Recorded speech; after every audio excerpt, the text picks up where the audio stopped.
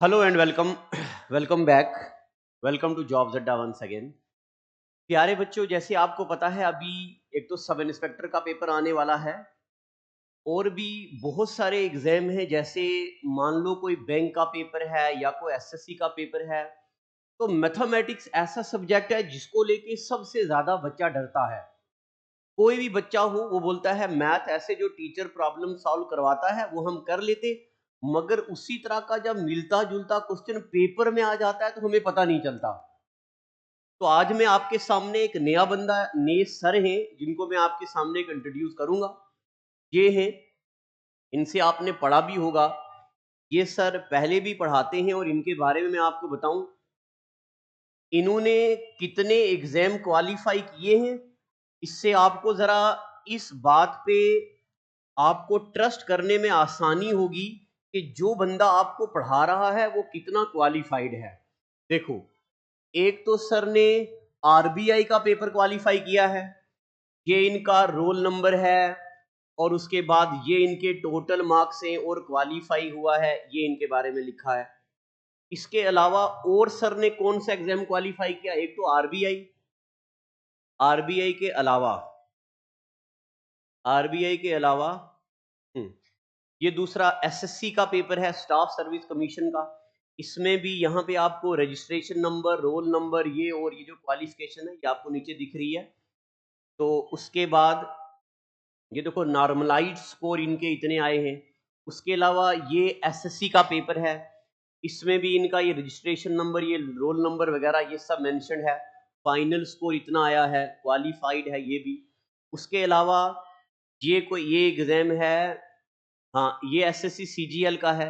ये roll number, category और ये सब ये भी इनका क्वालिफाइड है, ये इनके नंबर यहाँ पे बाजाब्ता मेंशन है।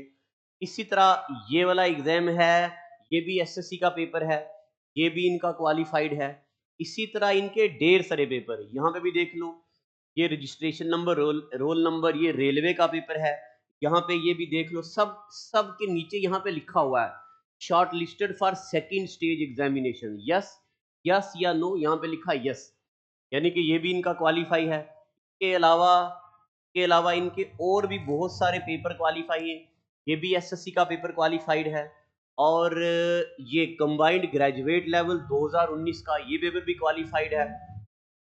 अब मैं आपको एक बात बताऊं, ये सर आपको पढ़ाएंगे मैथमेटिक्स।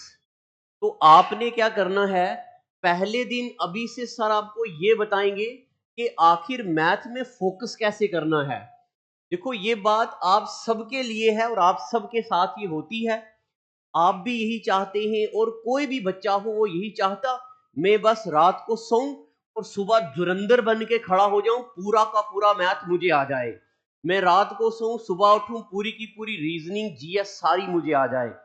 अगर एक ही बार रात को सोने से या एक ही बार पढ़ने से आ जाए, तो जो सर ने अपनी जिंदगी के 3-4 साल दिए हैं फिर वो क्या है, क्या वो नाइंसाफी है?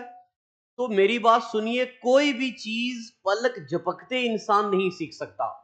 इसके लिए आपको कुर्बानी देनी पड़ेगी वक्त की, आपको कुर्बानी देनी पड़ेगी कहीं कभार पैसा खर्च करने की, जम्मू में आना है, कोचिंग लेनी है, रहना है। आपको कुर्बानी देनी पड़ेगी अपने वक्त की, कुर्बानी देनी पड़ेगी मेहनत की। कभी कभार आपको गर्मी में पढ़ना पड़ेगा, सर्दी में पढ़ना पड़ेगा। तो ये सारी कुर्बानियां दिए बिना, तारीख गवाह है, कभी कोई बंदा आगे नहीं गुजरा। अगर आपने मेरे से हिस्ट्री पढ़ी है तो मैंने आपको बताया था, हिंदुस्तान की तारीख में रॉबर्ट क्लाइव एक तरफ और नवाब सिराजुद्दौला एक तरफ।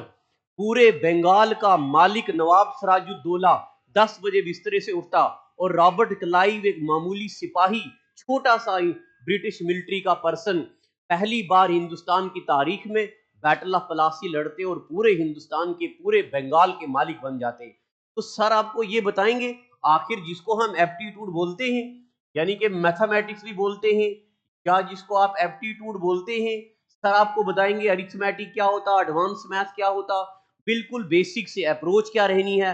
और आपने सर के साथ बिल्कुल हाथों में हाथ डाल के चलना है। कहते हैं कि कहते कि 100 किताबों से बेहतर है एक अच्छे टीचर की सोहबत में वक्त गुजारा जाए। तो सर के साथ आपने तावन करना है, जो चीजें सर पढ़ाएंगे कभी कभार आपको समझ नहीं आएगा, नीचे कमेंट सेक्शन में लिखना है। तो सर आपको वहाँ पे रिप्लाई भी करेंगे और आपका क्वेश्चन लेंगे और अगले दिन उसको सॉल्व भी करेंगे। तो अब मैं सर को देता हूँ, आपके साथ इंट्रोड्यूस करवाता हूँ। सर ले लो जनाब हमारे बच्चों को, बस आप ये बताओ कि मैथ में धुरंधर कैसे बनना, बस अपना हुनर बच्चों में डालो।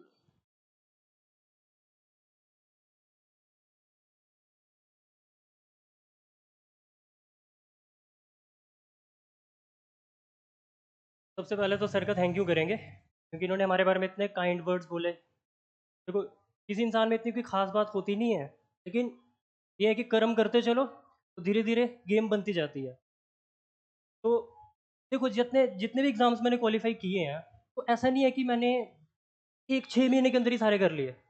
2018 में प्रिपरेशन शुरू की, धीरे धीरे 18 में कोई रिजल्ट नहीं मिला मेरे को। फिर मैं पहले एग्ज़ाम की बात करूँ, ज़िंदगी का पहला एग्ज़ाम, तो मेरे 200 में से 84.5 मार्क्स आए।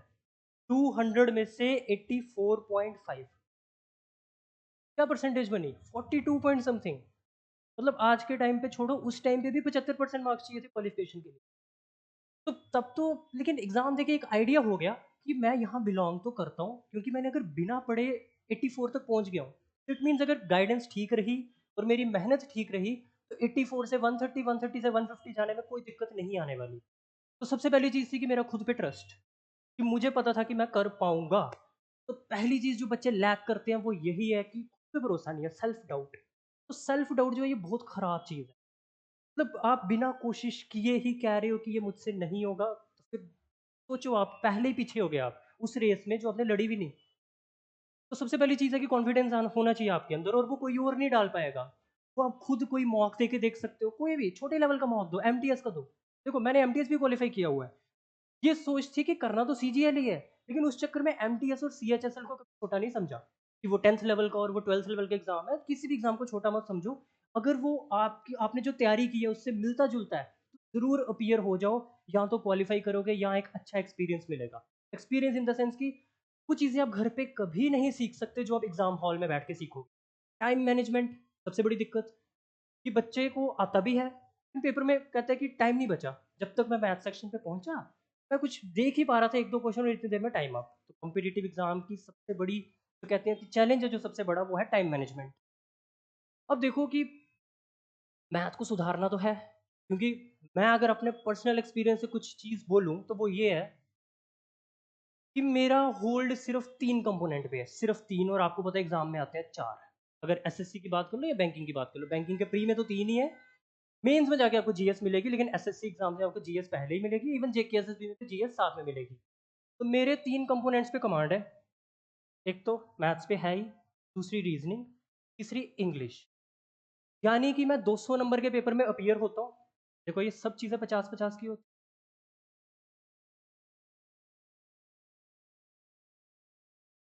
तो 200 मार्क्स का पेपर हुआ, 50 ईच। तो इसको मैंने टोटली निग्लेक्ट कर रखा है। मतलब मैं जीएस पे एफर्ट नहीं डालता हूँ। आपने मेरा स्कोर कार्ड भी देखा होगा, जीएस में कभी 9 नंबर आ रहे हैं 50 में से, कभी 11 नंबर आ रहे हैं। और एक बार तो अगर मेरा कोई प्री का स्कोर कार्ड है, उसमें मेरे नेगेटिव में मार्क्स हैं जीएस में, 50 में से -0.5, and I still qualified that exam. किसकी मदद से? इन तीनों की मदद से। जीएस बहुत वास्ट है, और कहीं ना कहीं मेरे को लगता है कि वो एग्जाम में कुछ भी पूछते हैं एसएससी, लाइक जिरकोनियम का एटॉमिक मास, कैंडियम के आइसोटोप्स कितने हैं, वो चीज़ें जो हाईली इररेलेवेंट है। तो वहाँ स्कोर करना दिक्कत आती है। वही कर सकता है जिसने कहीं ना कहीं यूपीएससी की तैयारी कभी ना कभी की। वो मैंने कभी की नहीं, मेरा जीएस में शुरू से ही होल्ड वीक रहा है। प्लस मैं कभी भी 10th के बाद वही मैथमेटिकल बैकग्राउंड से रहा हूँ, तो मेरा ये सब्जेक्टिव जो सब्जेक्ट्स हैं याद करने वाले, जिनमें कुछ चीज़ें काम करनी पड़ती है, मेरा इंटरेस्ट काफ़ी लो है। ऐसा नहीं कि मैं सीख नहीं सकता, बट मैंने कभी उस साइड एफर्ट डाला नहीं, बिकॉज इन्हीं तीनों ने बहुत फ्रूट्स दिए मेरे को। प्लस एसएससी सीजीएल में मेंस का जो पेपर होता है उसमें 200 नंबर की इंग्लिश आती है और 200 नंबर का मैथ आता है। कहीं ना कहीं इंग्लिश और मैथ पे मैंने ज़्यादा एफर्ट डाला, क्योंकि मुझे पता था इनसे रिवॉर्ड ज़्यादा मिलेगा। फिर 100 नंबर का डिस्क्रिप्टिव का पेपर होता है टायर 3 में, वहाँ भी इंग्लिश। तो जहाँ से फ्रूट ज़्यादा मिलेगा वहाँ मेहनत करता हूँ मैं। तो मुझे लगता है कि ये आप लोग भी ऐसे ही चाहते हैं कि जहाँ से कोई मिनिमम एफर्ट से मैक्सिमम चीज़ मिल जाए, वही हम करना चाहते हैं सभी। स्मार्ट स्टडी इसी को बोलते हैं। ये नहीं, मैं आपको यकीन दिलाता हूँ कि मेरे खुद के फ्रेंड्स हैं जिनका एफर्ट तो मेरे से ज़्यादा रहता है, बहुत एफर्ट ज़्यादा रहता है। मैं नाम नहीं बता सकता फ्रेंड्स के, मेरे नोन में है, जो मेरे से बहुत ज़्यादा मेहनत करते हैं। मतलब उनके आप नोट्स देखो, लगता है कि यार बंदे ने शिद्दत से मेहनत की है। बट जब बात आती है अचीवमेंट की, वो मेरे से कम रहती है। तो दैट मीन्स ज़्यादा पढ़ना सक्सेस का मंत्र नहीं है। ज़्यादा पढ़ना सक्सेस का मंत्र नहीं है, बहुत हार्ड वर्क करना सक्सेस का मंत्र नहीं है। कि आपको लगे कि बड़ी मेहनत कर लूँगा तो निकल जाएगा, या बहुत ज़्यादा सिलेबस कवर कर लूँगा तो एग्ज़ाम निकल जाएगा, तो मेबी, मैं गारंटी नहीं देता। लेकिन मेरे केस में क्या वर्क किया कि मैंने ना स्टार्टिंग में जल्दबाज़ी नहीं की। बहुत सारे कैंडिडेट्स मैं आज के टाइम पे देखता हूँ, वो कहते हैं कि यार मेरे को ना 6 महीने में सक्सेस चाहिए, ये वाला पेपर को मैं टारगेट कर रहा हूँ, मेरा 6 महीने में ही निकल जाना चाहिए। बहुत गलत अप्रोच है यार। पहले आप एक बार ना पढ़ लो सब चीज़ें, पहले पूरा सिलेबस खत्म करो, इर्रिस्पेक्टिव ऑफ कि आपको किसकी तैयारी करनी है। दिमाग में से सब चीज़ें भूल जाओ, बैंक, एसएससी, जेके, एसएसबी सब भूल जाओ, और 4 कंपोनेंट तैयार करो, इंग्लिश, मैथ्स, रीजनिंग और जीएस पूरी की पूरी तैयार करना तो इम्पॉसिबल है। तो कुछ कंपोनेंट्स पे आप मेहनत कर सकते हो, लाइक पॉलिटी पे कर लो, मॉडर्न हिस्ट्री पे कर लो, थोड़ा-सा आर्ट एंड कल्चर पे काम कर लो। ये वो चीज़ें बता रहा हूँ जो आनी ही आनी है पेपर में। पॉलिटी से क्वेश्चन बनना ही बनना है। आर्टिकल पे, प्रेज़िडेंट की इलेक्शन कैसे होती है, वाइस प्रेज़िडेंट को कौन इलेक्ट करता है, ये सब चीज़ें 10 साल पहले भी एग्ज़ाम में पूछी जाती थी, अभी भी पूछी जाएँगी। कॉन्स्टिट्यूशनल अमेंडमेंट्स कुछ भी, मतलब पॉलिटी तो मस्ट है। देखो, हर बंदा इन 3 सब्जेक्ट्स में चैंपियन नहीं बन सकता ना बहुत जल्दी। दैट्स व्हाई मैं आपको सजेस्ट नहीं करूँगा कि आप जीएस को टोटली छोड़ दो। ये these stunts are performed by professionals. पहले ही डिस्क्लेमर बता रहा हूँ आपको मैं, कि आप जीएस को नहीं छोड़ना। देखो, ये मैं किया है, मुझे फ़ायदा हुआ, लेकिन ये सच बता रहा हूँ कि सभी को फ़ायदा नहीं होगा इससे। क्योंकि इन 3 कंपोनेंट्स पे भी महारत हासिल करना कोई आम बात नहीं है, आसान बात नहीं है, टाइम लेती हैं ये चीज़ें भी। मैंने ज़िंदगी के 3 साढ़े 3 साल दिए इन चीज़ों को, अब जाके कहीं न कहीं कुछ लेवल पे पहुँचा हूँ। ऐसा भी नहीं कि अभी भी बड़ी महारत हासिल कर ली, सीखने के लिए पूरा जहाँ पड़ा हुआ है यार। कभी भी लर्निंग की एज नहीं खत्म होती, और पढ़ाई लिमिटलेस है यार, आप भी जानते हो। इतना है कि मुझे जितना आता है, फिर आता है। वहाँ मैं कॉन्फिडेंट हूँ कि जो चीज़ मैंने पढ़ी हुई है ना, वहाँ से अगर पेपर में सवाल आएगा, मैं कर लूँगा। ये कॉन्फिडेंस कब आता है? जब आप सब तरह के क्वेश्चन देख चुके हो। एग्ज़ाम में नया क्वेश्चन भी आएगा तो वो भी बनाने की, कहते हैं, कॉन्फिडेंस कहाँ से आएगा? जब आपने लगभग 99% चीज़ों पे, क्या कहते हैं, कि कमांड बना ली हुई है। फिर अगर कुछ नया क्वेश्चन भी बनाएगा तो वो वहीं से बनता है, थोड़ी लैंग्वेज चेंज करके, और थोड़ा कुछ नया मसाला डाल के। देखो, कुछ ना कुछ तो नया एग्ज़ाम में डालना ही पड़ता है, वरना कट ऑफ तो 100% जाने लगेगी। सब कुछ तो प्रीवियस पेपर से नहीं आएगा। आइडिया वही रहता है। ऐसा नहीं है कि कोई नई चीज़ आ जाती है, लेकिन थोड़ा चेंज करके, तो उसी का तो मज़ा है यार। तो मैंने क्या बोल रहा हूँ कि पॉलिटी करो, मॉडर्न हिस्ट्री करो, और आर्ट एंड कल्चर पे क्वेश्चन आते हैं जी आजकल। डांस फॉर्म्स हो गई, पेंटिंग्स पूछते हैं, मधुबनी पेंटिंग्स बड़ी-बड़ी पूछा कि कहाँ की है, बिहार की है। इस तरह की चीज़ें जो थोड़ा स्टैटिक जीके का पार्ट है। जैसे डांस फॉर्म्स जो है, कुचिपुड़ी, कथक, बिहू कहाँ की है पता होना चाहिए। घूमर राजस्थान का, wild life sanctuary, national parks, ये थोड़ी-थोड़ी छोटी-छोटी चीज़ें आपको आइडिया होना चाहिए। मैं नहीं कह रहा हूँ कि 107 के 107 क्रैम कर लो, नहीं हो सकते। बट जो इंपॉर्टेंट वन्स हैं उनको तो एटलीस्ट ध्यान में रखो। जैसे डची गम का बहुत नाम है, काज़ीरंगा का बहुत नाम है, गिर नेशनल पार्क का बहुत नाम है, तो बहुत नाम है जो बार-बार सुनने में आती हैं चीज़ें, एटलीस्ट उनको आप इग्नोर नहीं कर सकते ना। प्लस अगर आपका साइंस में कोई कंपोनेंट स्ट्रॉन्ग है तो मेक श्योर कि आप उस पे भी कमांड रखो। जैसे मुझे केमिस्ट्री आती है, मेरे को केमिस्ट्री का जब क्वेश्चन आता है तो मैं ज़्यादा बार कर लेता हूँ। ऐसा नहीं है कि, हाँ, जब ज़िरकोनियम का एटॉमिक मास पूछेंगे तो फिर तो कोई नहीं बता पाएगा ना, कि ज़िरकोनियम का एटॉमिक नंबर पता होना बहुत बड़ी बात है। एटॉमिक मास तो एक अलग चीज़ है, तो पॉइंट्स में होता है, वो तो एक कैलकुलेटिव चीज़ है, वो इतना नहीं आप पीरियोडिक टेबल को रट सकते ना। तो देखो, आपको अगर वो चीज़ आती भी है तो ज़रूरी नहीं कि पेपर में हो जाएगी। लाइक मैंने भी मैथ में 50 में से 50 स्कोर बहुत बार किया है। फिज़िक्स तक तो किया 50 में से। 50 में से 40 क्वेश्चन ठीक करना, या 25 में से 23 क्वेश्चन ठीक करना, वो भी 1 घंटे टाइम में, आसान बात नहीं है। सुनने में आसान लगता है कि मैंने 23 क्वेश्चन कर लिए। 2 जो छोड़ने हैं ना, भी आपको आने चाहिए कि कौन से क्वेश्चन मेरी औकात अनुसार नहीं है, जो पेपर में नहीं होंगे मेरे से। घर जाके हर बंदा कर लेता है। घर जाके जब 5 मिनट 10 मिनट मिलते हैं सोचने के लिए, इत्मीनान से सोचोगे तो हो जाएगा। बट एग्जाम में आप जानते हैं एक प्रेशर अलग ही होता है। वहाँ आप नया क्वेश्चन देख के ना पहले ही स्किप कर दिया करो। ये स्टार्टिंग के कैंडिडेट्स के लिए अप्रोच यही रहनी चाहिए कि नया क्वेश्चन देखा तो स्किप, फर्स्ट गो में वही चीज़ें करो जो पढ़ रखी हैं। इससे क्या होगा कि आपका टाइम वेस्ट नहीं होगा एग्जाम में, और कॉन्फिडेंस रहता है कि मेरे से निकल रहे हैं। हालांकि आप एक क्वेश्चन में 10 मिनट वेस्ट करोगे, इसके चक्कर में इंग्लिश रह जाएगी, दिमाग और खराब होगा। तो ये 4 कंपोनेंट हमको पहले तैयार करने हैं। वो आप 6 महीने में करो, 8 महीने में करो, साल में करो, आपके ऊपर है। जब हो जाए फिर एग्जाम में उतरो, और फिर देखो कि मैं कौन सा एग्ज़ाम अच्छे से कर सकता हूँ। लाइक आपको पढ़ते-पढ़ते समझ आ जाएगी कि मेरे को अरिथमेटिक ज़्यादा अच्छे से आ गया कि एडवांस। तो अगर अरिथमेटिक बड़े अच्छे से आ गया तो बैंकिंग सेक्टर में चले जाओ, और अरिथमेटिक और एडवांस में एक अच्छा लेवल बना पाए हो तो एसएससी में आ जाओ। पर एसएससी का सिलेबस ही जेके एसएसबी ने छाप दिया वीएलडब्ल्यू के एग्ज़ाम में। वीएलडब्ल्यू में 15 नंबर का मैथ है, हालाँकि वेटेज कम रखी है, बट पूरी दुनिया का मैथ्स डाल दिया उसने। लाइक सरफेस एरिया वॉल्यूम भी रख दिया, ज्योमेट्री भी रख दी, ट्रिग्नोमेट्री भी रख दी, सब चीज़ें एडवांस मैथ के सब टॉपिक्स जेकेएसएसबी ने डाल दिए। हालांकि हर चीज़ को वो टच नहीं कर पाएगा। लाइक ऐसा भी नहीं होगा कि कौन से भी क्वेश्चन आ जाए, सिलेंडर से भी क्वेश्चन आ जाए, नॉट पॉसिबल। तो कहीं ना कहीं आपको ये मैं अपने एक्सपीरियंस से बताता रहूँगा कि कहाँ से क्वेश्चन बनने के ज़्यादा चांस है। तो अगर आप मेरे से जुड़े रहेंगे, जैसा जैसा मैं कहूँगा वैसा वैसा करते जाएंगे, तो सक्सेसफुल होना कोई बड़ी बात नहीं है। बस ये है कि जब मैं कोई चीज़ बोलूँ कि ये ज़िंदगी में अप्लाई करो, तो उसको क्वेश्चन मत करना। क्योंकि या तो किसी को मेंटोर बना लो और फिर उस पे आँखें बंद करके विश्वास करो, या अपना दिमाग चलाओ।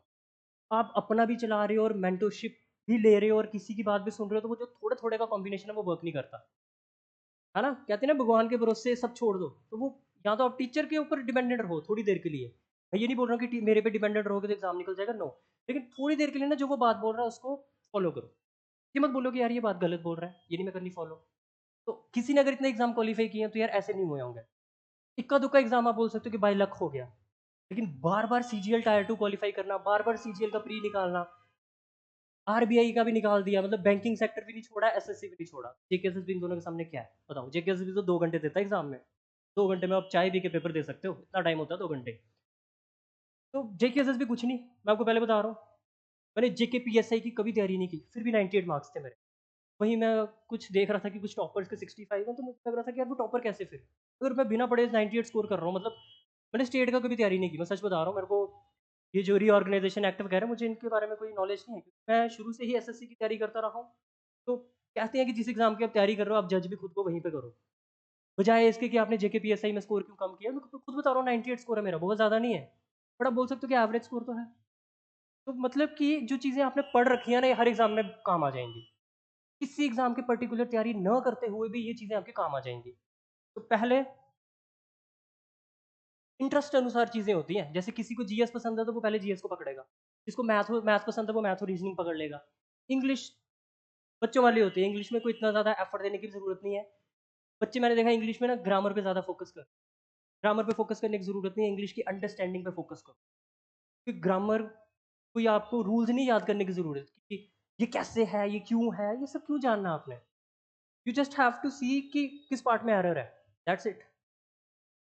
आपको कुछ चीज़ सेंटेंस दिख रही है, अटपटा कहाँ लग रहा है, सी पार्ट एरर, खत्म। तो देखो कि एग्जाम में क्या चीज़ ज़्यादा पूछी जा रही है, एग्जाम में इडियम्स, फ्रेजेस, वोकैबुलरी ये ज़्यादा पूछी जाती है, और इन्हीं में बच्चा फंसता है। चेंज द वॉइस, नरेशन, ये तो नॉर्मल चीज़ें है ना। आपको देखना है कि आप कहाँ कहाँ फंसते हो, वहाँ एफर्ट करना है। खैर मैं आपको इतना ज़्यादा बाकी चीज़ों का नहीं बताऊंगा, कि मेरा मेन काम है आपको मैथ्स के बारे में बताना, जिसका मैं टीचर हूँ। तो आप जानते हो ये दो हिस्सों में स्प्लिट हो चुका है। एक को हम एरिथमेटिक बोलते हैं और दूसरे को आप एडवांस मैथ बोलते हो।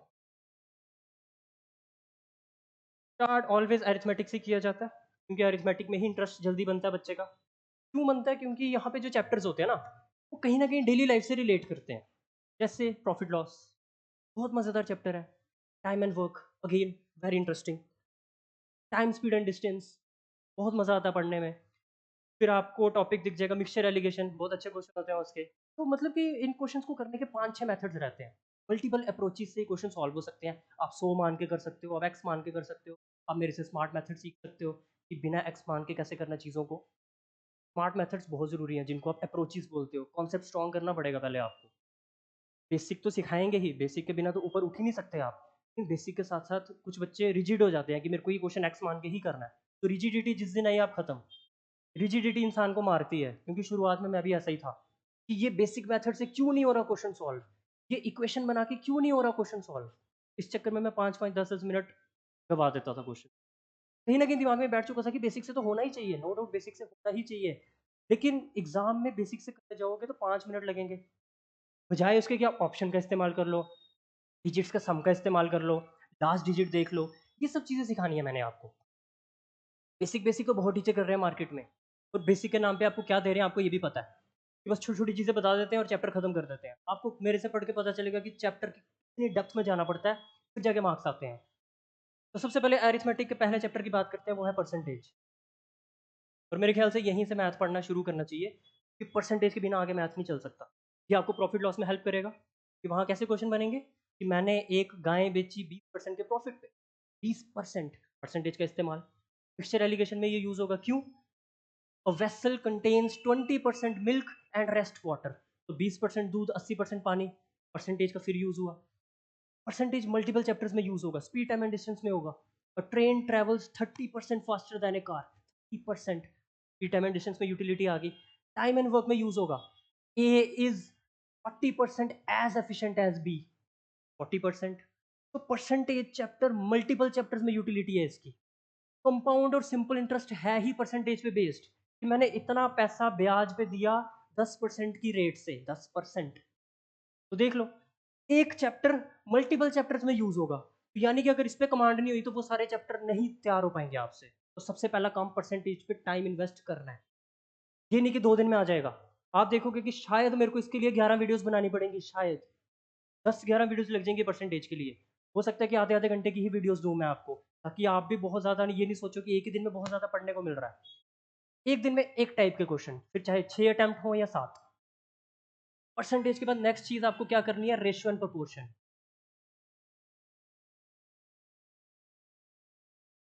अगेन, जिसको बोलते हैं ना बैकबोन ऑफ मैथ, अरिथमेटिक की बैकबोन ये दोनों चैप्टर है, क्योंकि परसेंटेज और रेशियो इंटरचेंजेबल है, दोनों एक ही चीज है। कैसे? जैसे मैंने कहीं पे लिखा 20%, समझते होंगे आपके 20% का मतलब होता है 20 का होना 100 में। परसेंटेज की साइन हटती है, डिनोमिनेटर में 100 आता है। क्वेश्चन नहीं समझा रहा हूँ, बस ये बता रहा हूँ कि परसेंटेज में और रेशियो में कोई अंतर नहीं होता। ये कटने के बाद बन जाएगा 1/5, फ्रैक्शन बन गई। और 1/5 को आप लिख सकते हो 1:5।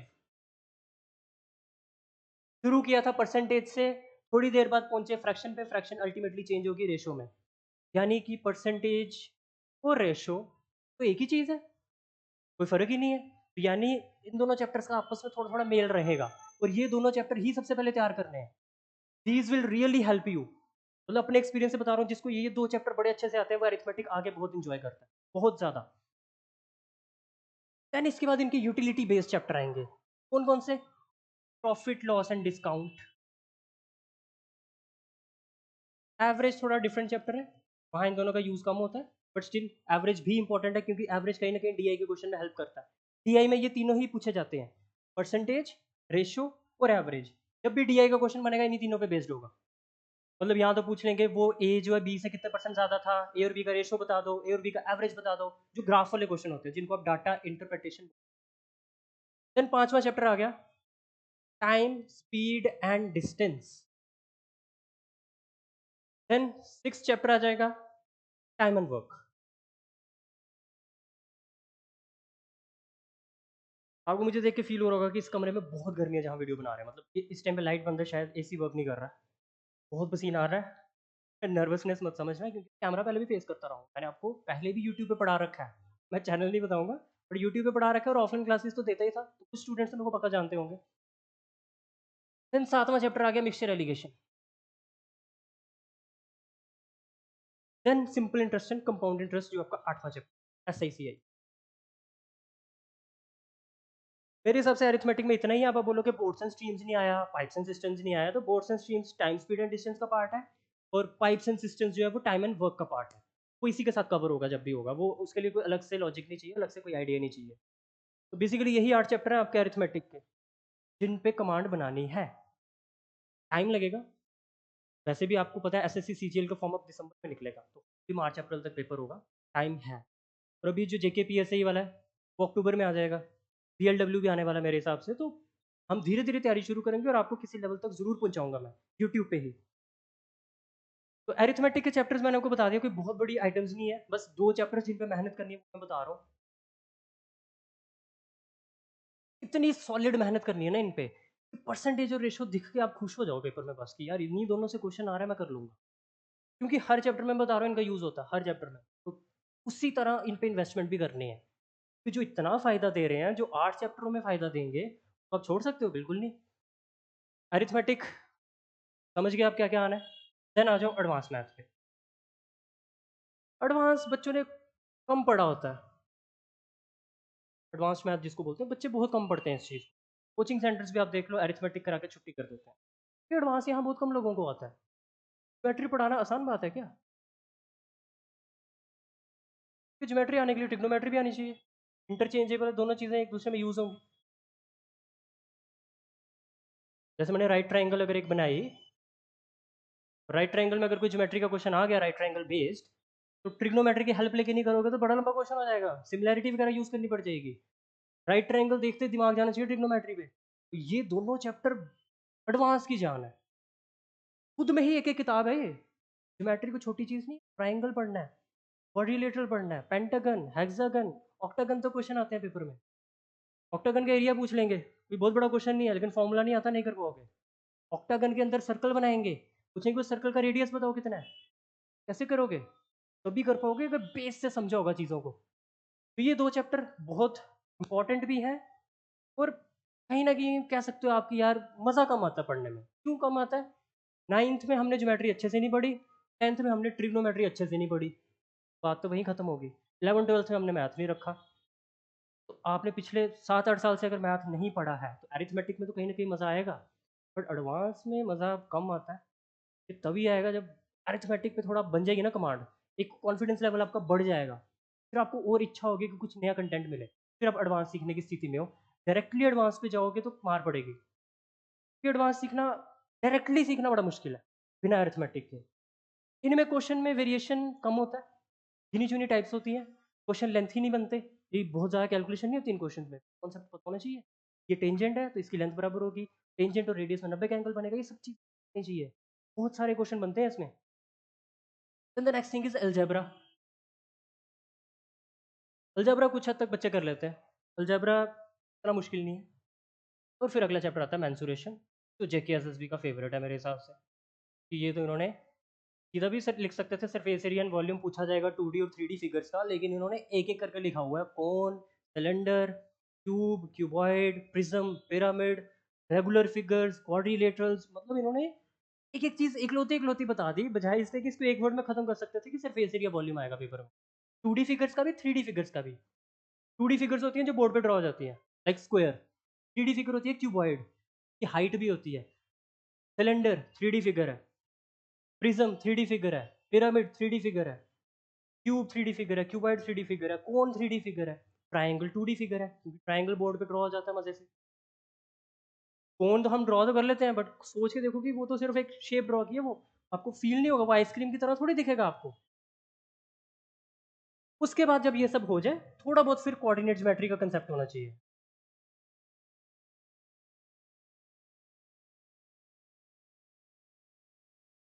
कोऑर्डिनेट ज्योमेट्री आप सभी को पता है 10th का चैप्टर है, जिसमें हम डिस्टेंस बिटवीन 2 पॉइंट्स निकालते हैं, एरिया ऑफ ट्राइंगल निकालते हैं, देन लाइन को इंटरसेक्ट कर रहे हैं किस रेशो में, वो रेशो निकाल रहे होते हैं, सेक्शन फार्मूला बोलते हैं उसको।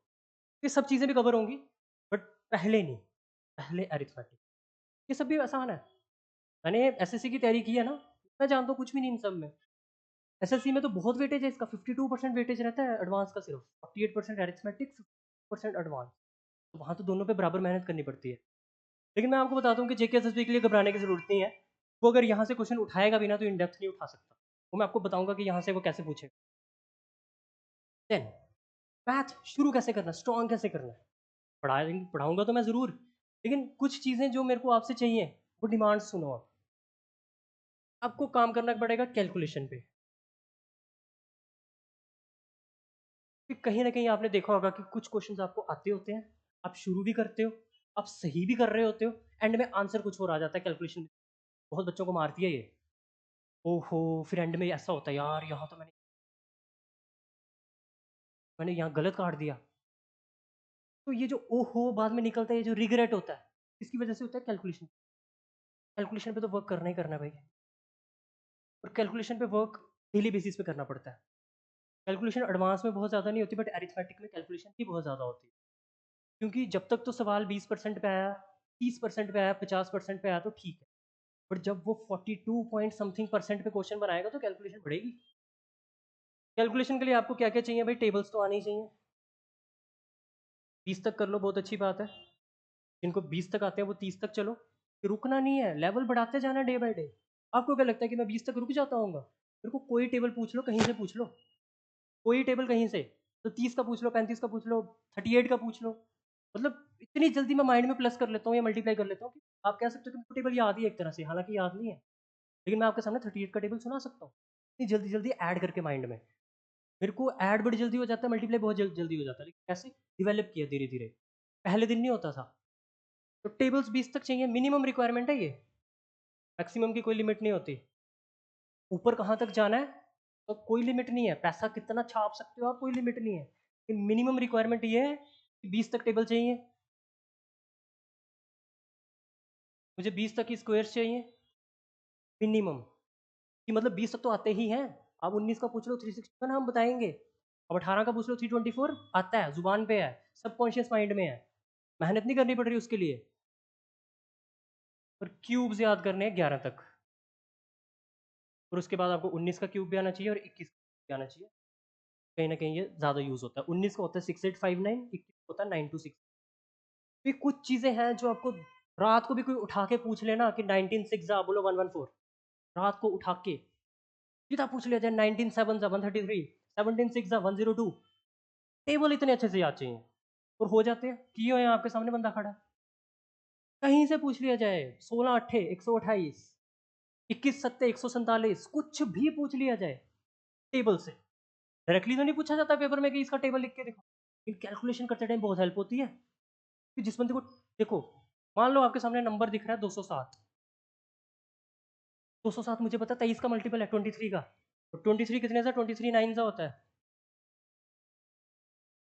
दूसरी चीज यहाँ से क्या देख सकते थे कि इसका डिजिट का सम कितना बन रहा है, 7 और 2 9, तो ये 9 के टेबल में भी आएगा, 9 कितने सा 23 सा।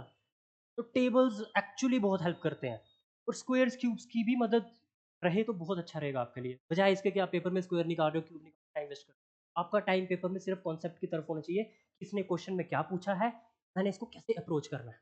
आपको कैलकुलेशन पे पेपर पे नहीं दिमाग लगाना, पेपर में आपने जाती टेबल बना लिया स्क्वायर क्यूब का, नो, आपको आते हैं माइंड में। ये 3 बेसिक चीज़ें चाहिए। देन कुछ मल्टीप्लिकेशन की ट्रिक्स मैं आपको सिखाऊंगा, जैसे एक तो आज ही डिस्कस करता हूँ आपके साथ। देखो आपने ये चीज़ तो बड़े टीचर से पढ़ी होगी, जैसे वो आपको ना किसी भी ऐसे नंबर का स्क्वायर सिखा देते हैं जिसके एंड में 5 आता है। जैसे आपको बता देंगे कि यार 15 का स्क्वायर कैसे निकालना होता है, मैं बताता हूँ यहीं से वो चीज़ बनी है जो आगे आपके साथ डिस्कस करूंगा, बहुत मज़ा आएगा आपको। ये मुझे पता है आपको आता है, जो बिल्कुल फ्रेशर है नो डाउट उसको तो नहीं पता होगा, बट जिन्होंने कहीं ना कहीं एक बार कोचिंग ले रखी है उनको ये चीज़ पता होगी कि इनका स्क्वायर कैसे निकालना। देखो स्क्वायर समझते हो आप, उसी नंबर का उसी से मल्टीप्लाई करना।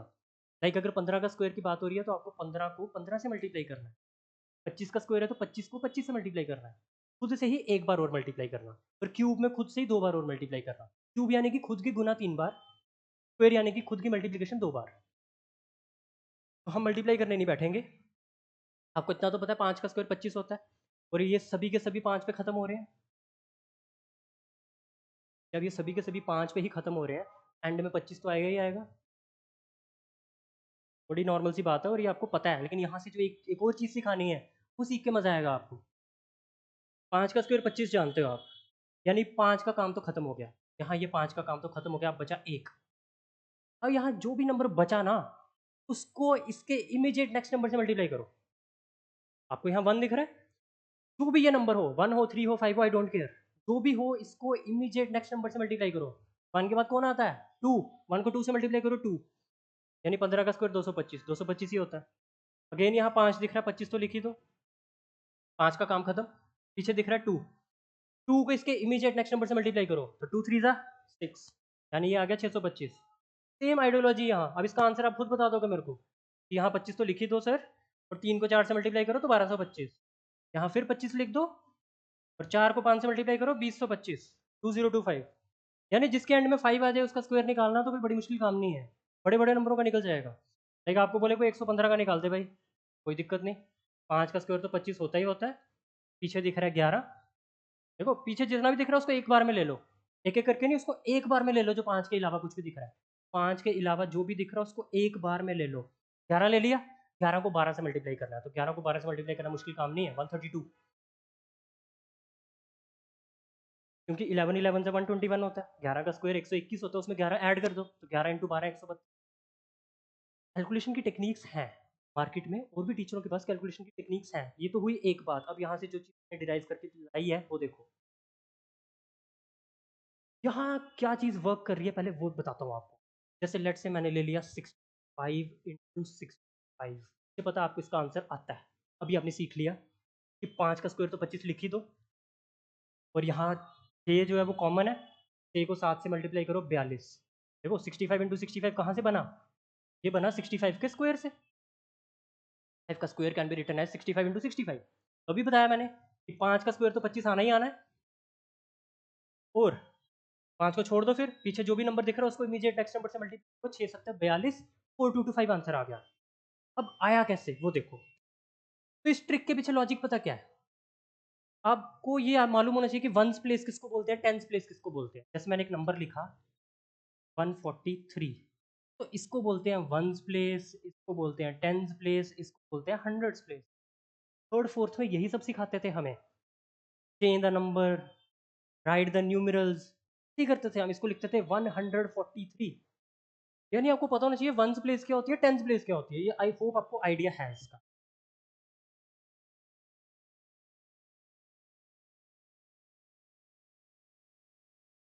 अब अगर आपको वंस प्लेस और टेंस प्लेस का आइडिया है तो भी थोड़ा सा गौर करना है, यहाँ पे थोड़ा सा ध्यान देना, देखना आपको मजा आएगा।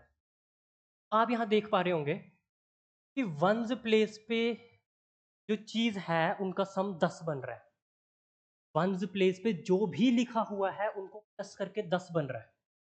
तो मैं एफर्ट लगा रहा हूँ ये चीज सिखाने के लिए, समझना इस बात को।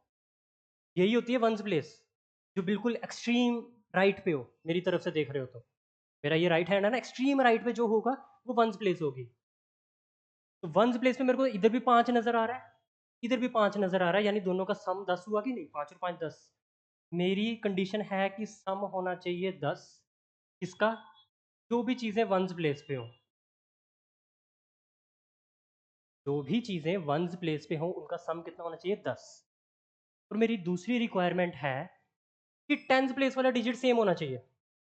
टेंस प्लेस वाला डिजिट सेम होना चाहिए, नो मैटर व्हाट, 6 हो 7 हो 8 हो 15 हो, आई डोंट केयर, सेम होना चाहिए। तो भाई स्क्वायर में तो सेम ही आएगा। लाइक 15 का स्क्वायर बोला तो 15 को 15 से ही गुना करना, दोनों जगह 1 1 ही तो आएगा। 65 का स्क्वायर बोला तो 65 में इधर भी 6 आएगा, उधर भी 6, यानी ये डिजिट तो सेम होगा ही होगा ना, ऑटोमेटिकली होगा। तो अगर टेंस प्लेस वाला डिजिट सेम है, टेंस प्लेस डिजिट क्या चाहिए आपको? सेम। और वंस प्लेस वालों का सम कितना चाहिए? 10। तब ये आइडियोलॉजी वर्क करेगी, अदरवाइज नहीं करेगी। तो सम 10 बनता ही बनता है, तो हम क्या करते हैं, इन दोनों की गुना करके 25 पहले लिख देते हैं, और फिर यहाँ पे जो टेंस प्लेस वाला डिजिट होता है उसको उसके इमीडिएट नेक्स्ट नंबर से मल्टीप्लाई करते हैं। अब देखो ये बाकी जगह भी कैसे यूज हो। लाइक मैंने लिखा 42 × 48, अब तो ये स्क्वायर नहीं बन रहा, आप देख पा रहे होंगे। आप थोड़ी परफेक्ट स्क्वायर पूछा, लेकिन क्या ये मेरे टूल में फिट हो रहा है जो मैंने आपको भी सिखाया?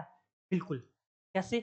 मैंने बोला वंस प्लेस वालों का सम 10 बनना चाहिए, क्या बन रहा है कि नहीं? 2 और 8 10 होते हैं।